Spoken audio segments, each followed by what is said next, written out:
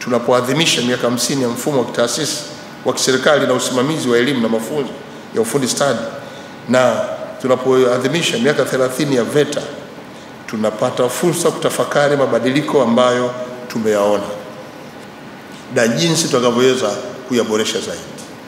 Tumieni fursa ya maadhimisho haya kuweza kuweka mwelekeo wa kitaifa, kutoa ushauri wa namna kuboresha mafunzo stadi hapa nchini. Kwa wadau wa elimu na mafunzo ya ufundi stadi nchini, hakikisheni kwamba mafunzo yanayotolewa yanazingatia mahitaji halisi ya soko la ajira. Mahitaji ya soko la ajira tunayajua kwa kufanya tafiti za mara kwa mara kwa ushirikiano kati ya serikali, sekta binafsi na mashirika ya kimataifa. Katika zama hizi zenye kasi ya maendeleo ya teknolojia, ni muhimu sana kwa VETA kuendelea kujiimarisha kukabiliana na mabadiliko ya kiteknolojia. Hakikisheni mnatoa mafunzo ya ufundi stadi yanayoendana na mabadiliko ya teknolojia na kuhakikisha kwamba mafunzo hayo yanayojumuisha ujuzi wa teknolojia ya kisasa kuwa zinachochea uzalishaji wenye tija.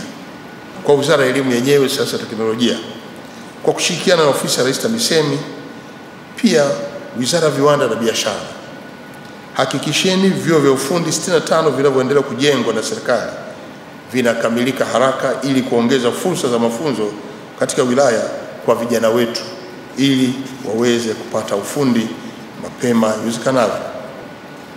Taasisi zote zinazotoa mafunzo ya ufundi stadi, na naamini wengi mko hapa kutoka taasisi binafsi, taasisi za dini, hakikisheni mnashirikiana na viwanda, waajiri na mashirika mbalimbali ndani na nje ya nchi ili kutoa fursa za mafunzo kwa vijana wetu yanayoendana na mahitaji ya soko letu la ajira. Wazazi na vijana kwa ujumla, tumieni fursa za mafunzo ya ufundi stadi zilizopo nchini kupitia vyuo vilivyojengwa kwenye mikoa na wilaya yetu, kuwapeleka vijana kupata ujuzi utakaowezesha kujishughulisha na kujipatia kipato kutokana na shughuli, kutokana na ufundi aliojifunza kwenye vyuo vyetu.